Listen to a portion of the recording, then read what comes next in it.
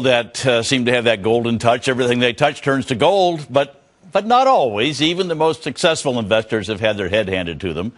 Have you thought you knew the way the markets were heading but did not have the money or the guts to follow through? Are you a contrarian? When investors are rushing into an investment, are you always wanting to head the other direction? All of this sums up parts of my next guest. What makes him tick? And how does he view the investment landscape? Joining me now, iconic investor, author of Street Smarts, Adventures on the Road and in the Markets, Jim Rogers. Jim, I've known about you for a long time. I've never met you before, and it's a thrill because you're just a very colorful character. Well, Tom.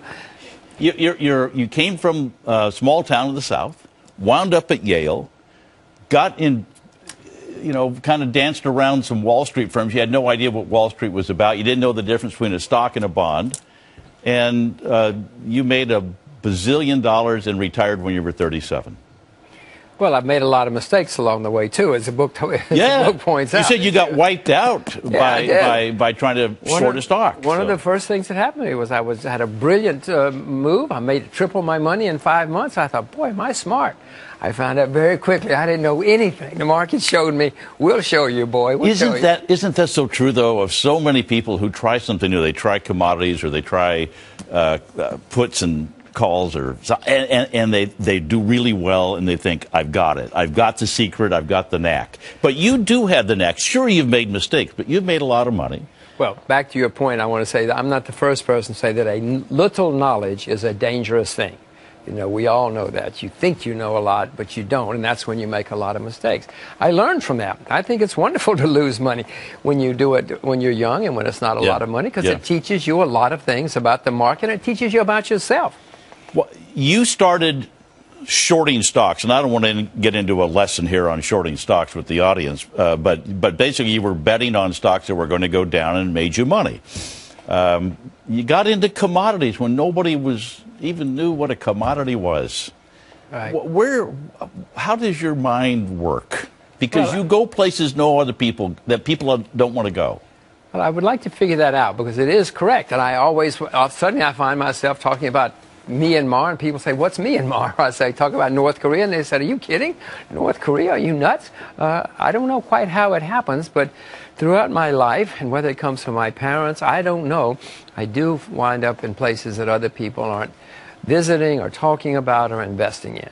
But that's been one of the keys to my success. Tom, to the extent I've had any success, it's by going where the people don't go. Yeah.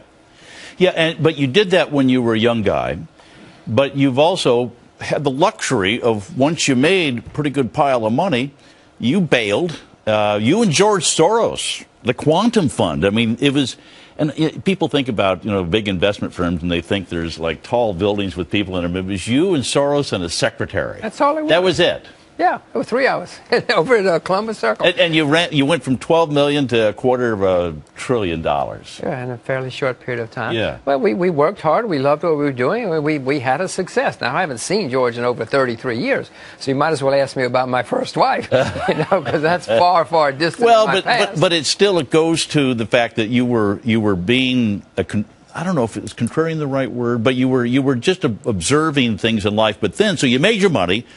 And then you go ride a motorcycle around the world. And you drove a custom-made car around the world. That's where I think your education would be really helpful, because you went places that nobody else even knows where they are on the map. I know, but I've always had this sense of it, this thirst for adventures. As long as I can remember, since I was 16 years old or a teenager, I've always wanted to see the world. And so I said, all right, I've got a little bit of money, I'm going to do it. Yeah, but you're not going to see the world like an American Express vacation package. You're going into these countries and looking around. And you went to, in the book you were talking about all the different countries in Africa you were driving around, and you got to Botswana. And you said, wow, look at this. They have traffic signals and it's orderly, and they seem to, I'm going to put some money into every stock in the Botswana stock market, which was, 8 or 9 stocks? It was 7 stocks. 7 stocks. It sounds like a big deal. I said, I bought every stock on the exchange, but there are only 7 companies listed. But who knows about Botswana? But not many people, and not many people now. I guess you're exactly right. But it turned out to be a very, very successful investment, because I could see this was a real country. I might as well have been in Paris after driving through all of Africa and suddenly coming to a place that had real roads, real hotels. You remind me of the investment sage. You're giving the same one in this book.